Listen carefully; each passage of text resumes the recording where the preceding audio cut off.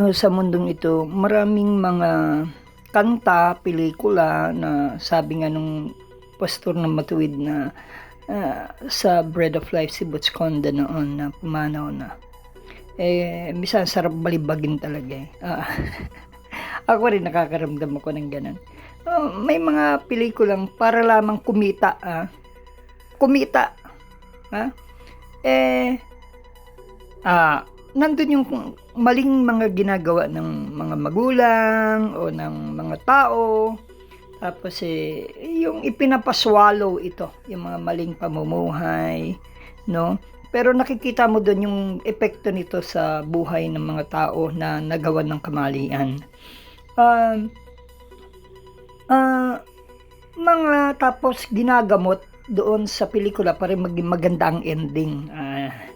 Pero mali ho. Hindi ho biblical or hindi ayon sa turo ni Kristo sa paano natin gagamitin ang buhay. At ang mali pa rin yung remedyo.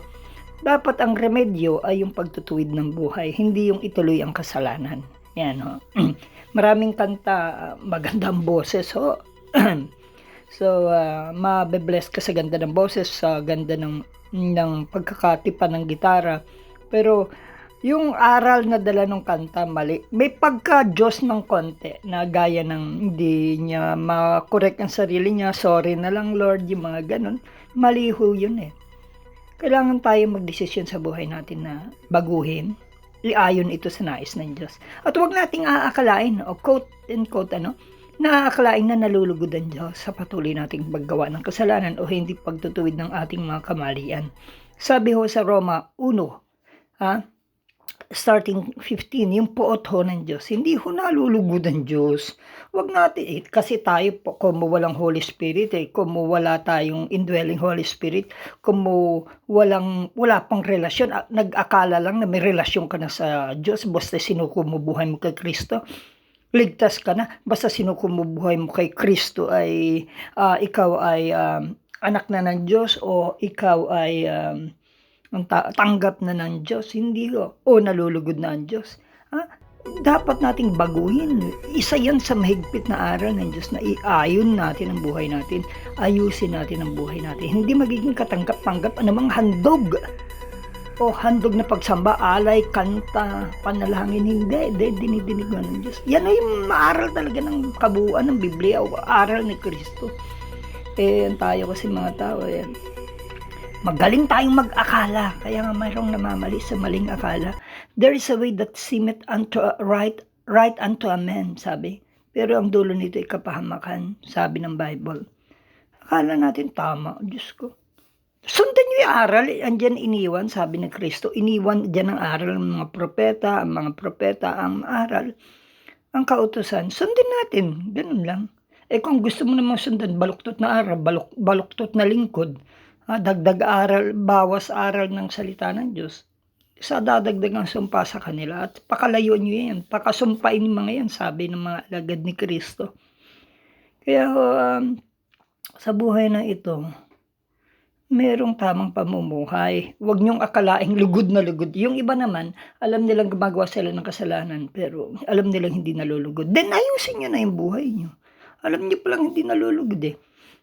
Kung panilang kayo hingi ng sorry, hindi nyo naman tinutuwid, nagpapatuloy tayo sa kasalanan. Lumundag tayo mula sa kasalanan, kinasasadlakan natin, at gawin natin yung makapanahan tayo sa nais ng Diyos, sa piling talaga ng Diyos. Baka wala ka pa sa piling ng Diyos.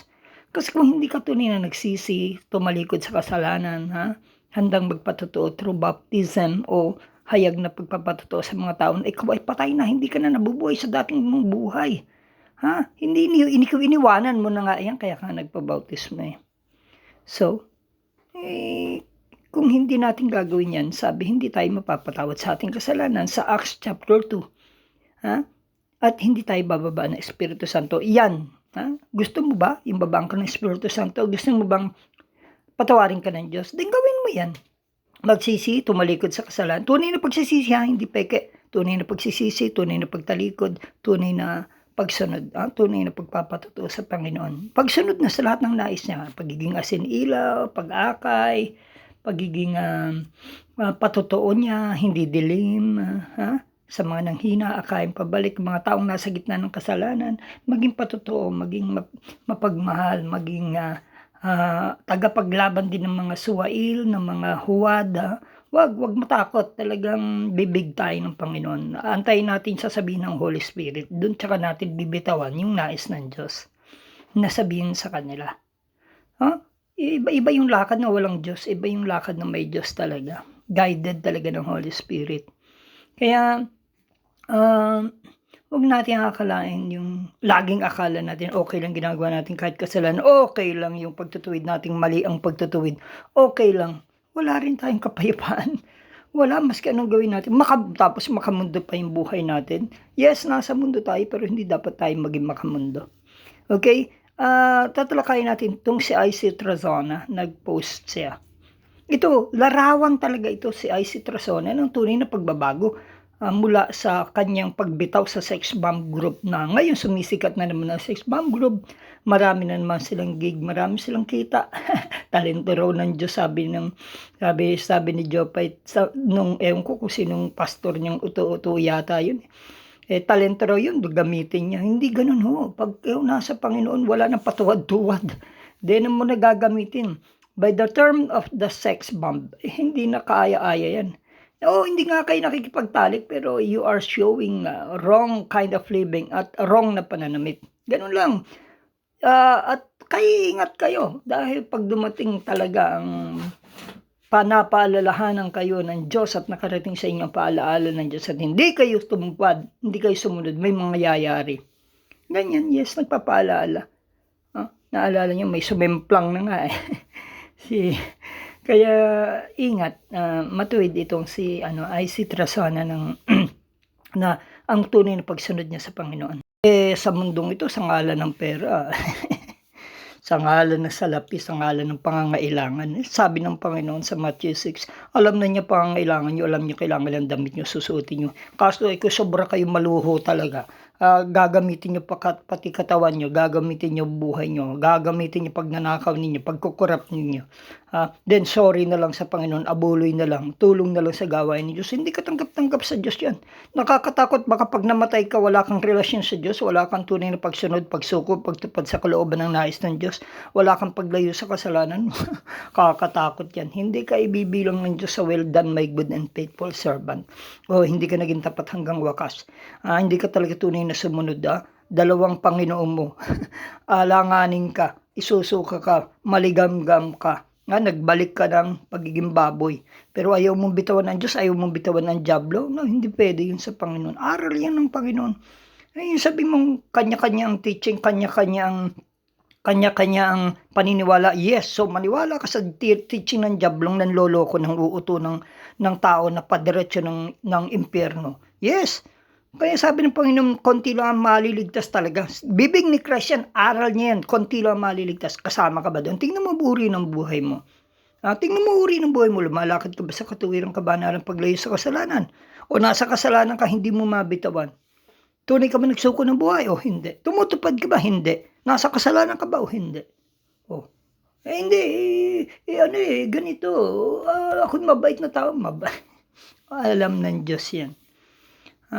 Diyos lamang nakakaalam, hindi ikaw. Iniwan nga yung aral. Ang batayan natin yung aral. Nasusundan mo sa mundong ito na aral kung hindi mo paniniwalaan ang aral ni Kristo sa ano ang tamang pamumuhay. Ano ang tuwid ng pamumuhay. Diba? Dito pa lamang, may judge mo ang sarili mo, may re-reflect mo ang sarili mo sa aral ng Diyos kung tama o mali. Kaya pinangangaral ng matutuwid ng mga aral, yung tamang aral. Hindi yung maling aral. Dahil ang gusto ng mga tamang mangangaral ay mailigtas sa kasalanan ng mga tao at tuluyan na pumunta sa kalangitan kung sila ay mamatay. Tunay na pagsunod sa Diyos, hindi huwad na pagsunod o sarili ang sinusunod o mundo ang sinusunod. At huwag natin aakalaing tuwang-tuwa ang Diyos. Lugod na lugod ang Diyos sa pasori-sorry natin at pagpapatuloy sa kasalanan. Baka hindi ho tinatanggap ng Diyos. Sabi ng Bible yan eh. Hindi ho niya tinatanggap yan bago ka maghandog. Kahit ang panalangin mo, hindi niya tinatanggap yan. Kinakailangan tanggalin mo yung kasalanan, kinasasadlakan mo. Tanggalin mo, ayusin mo yan. Maski yung paglilingkod nga sa loob ng iglesia, paghahandog maski ng bagay o offering o maski pagkanta na bibingi ang Diyos, dapat ayusin tuwid ang buhay. Kaya hindi ka naman pwedeng maglingkod sa dalawang Panginoon na nasa mundo ka na kay Kristo ka. Hindi tanggap ni Kristo yan. Hindi nyo, ipilit nyo tanggap sino ka. Ay, yun ang sabi ng aral ni Kristo. Yan ay nilalaban namin na hindi inilalaban ng mga huwad ng mga mangangaral. Sa kanila okay ang pagkakasala, okay ang pagiging hindi patotoo, okay magkababoy-baboy ang buhay, maging masamang patotoo, maging hindi na aral ni Kristo ang dala natin, pero pasisisi lang tayo. Ay, tayo magde-decide, we will cooperate with God kung anong nais niya, so that maging patotoo tayo. Dapat single God, no? Hindi ka makamundo. Ikaw ay God lang ang iyong sinasamba. Ikaw ay silang ang master mo. Hindi ka pwede maglingkod sa dalawang Panginoon. Hindi ka pwedeng maglingkod sa Diablo, Panginoon mo ang Diablo, sambahin mo ang Diablo. Sa pamamagitan ng pagiging tanyag,